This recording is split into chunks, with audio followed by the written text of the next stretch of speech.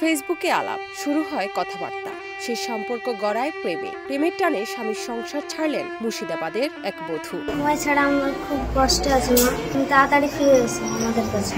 অভিযোগ, বাংলাদেশি এক যুবক অবৈধভাবে ভারতে প্রবেশ করে ওই বধূকে নিয়ে চম্পট দিয়েছেন। সকাল 8টার সময় বেরিয়ে গেছে, একটা বাংলাদেশের ছেলের সাথে নিখোঁজ হয়ে গেছে। 250টিরও বেশি ডিজাইন অপশন নিয়ে ওয়ালটন স্মার্ট ফ্রিজ, বোঝে আপনার প্রয়োজন। স্ত্রীকে ফিরে পেতে এবার প্রশাসনের দ্বারস্থ হয়েছেন ওই বধূর স্বামী। ওই মহিলা এবং তার প্রেমিকের খোঁজ দেওয়ার আর্জি জানানো হয়েছে সাধারণ মানুষের কাছে। মেয়েটা ছেলেটাকে ধরে জানে, ওকে আটকায়, ওর সঙ্গে ওরা পুরস্কার দেওয়া হয়েছে, আটকাতে হবে।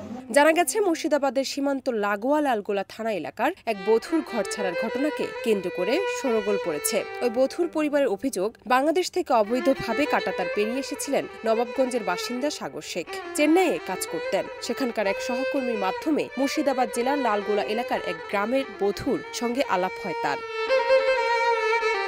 অভিযোগ, সাগরের প্ররোচনাতেই ঘর ছেড়েছেন ওই বধূ। স্বামী ছাড়াও তার 2 পুত্র রয়েছে। তাদের রেখে প্রেমিকের সঙ্গে বাংলাদেশে পালিয়েছেন ওই বধূ। স্ত্রীকে ফিরে পেতে মরিয়া আলমগীর হোসেন। যদি কেউ তার স্ত্রীর খোঁজ দিতে পারেন, তবে তাকে মোটা অঙ্কের আর্থিক পুরস্কার দেওয়ার কথা ঘোষণা করেছেন তিনি। আলমগীরের অভিযোগ, ফেসবুকের মাধ্যমে আমার স্ত্রীর সঙ্গে সম্পর্ক তৈরি করেন বাংলাদেশের সাগর। আমি জানার পর শ্বশুরবাড়িতে জানিয়েছিলাম, তারপরে হঠাৎ ও বাড়ি থেকে পালিয়ে গেল।